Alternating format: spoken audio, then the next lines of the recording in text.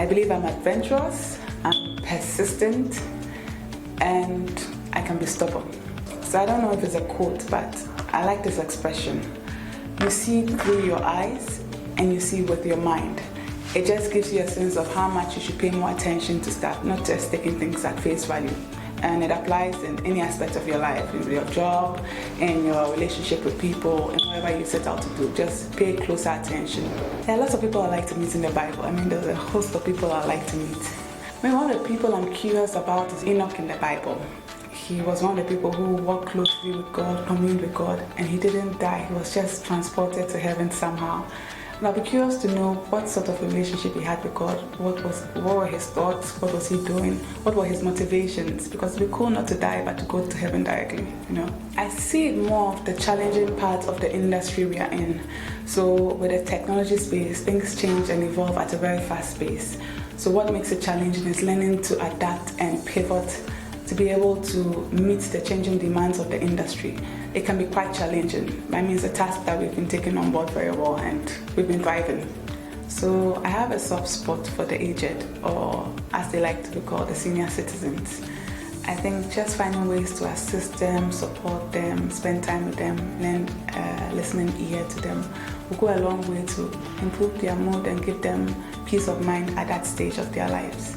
And I think apart from that, I'll find it rewarding because there's just so much you can learn from them, you know, and you just have a once in a lifetime opportunity to learn as much from them in that stage of their life. So definitely working with the aged. A can-do spirit and a willingness to learn. Like I have to get the sense that you want to be able to achieve anything that you set out to do, and like you're willing to learn if you find yourself wanting in any area. Just those two can go a long way. I think it will be decision making and positive thinking. Recently, I've come to realize that these things are important in any aspect of your life, and it can propel you forward just the way you think and the way you're able to make decisions about anything in your life. I mean, sitting in Ghana right now, I'd say open banking or open finance. And the reason why I'd say that is I don't think I have that much control over my data. What open banking and open finance does is gives me access to use my data on any platform, and there are solutions that will be built and catered solely for me. And there's going to be a lot of collaboration between financial institutions and FinTechs or groups that have my data to collaborate and offer solutions to me that will be very customized to my needs.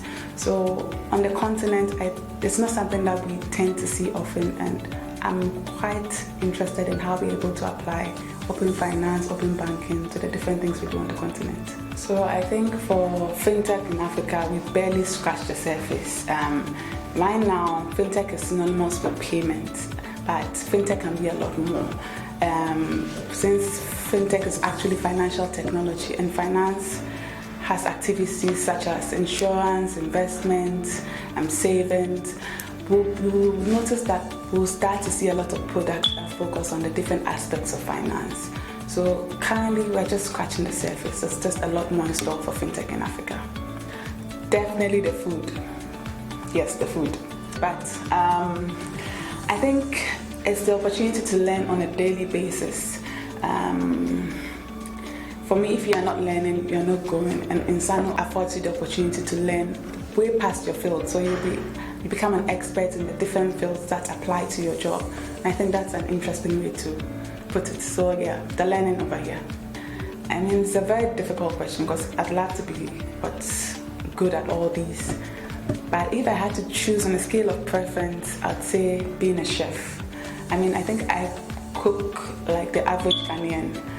But there's something about being able to whip up some innovative, creative, and visually appealing meal that falls within my caloric digits. So just being able to do that will be quite fascinating for me. I mean, next up on the scale will be most likely designing and then photography. Hairstylist will be last for sure.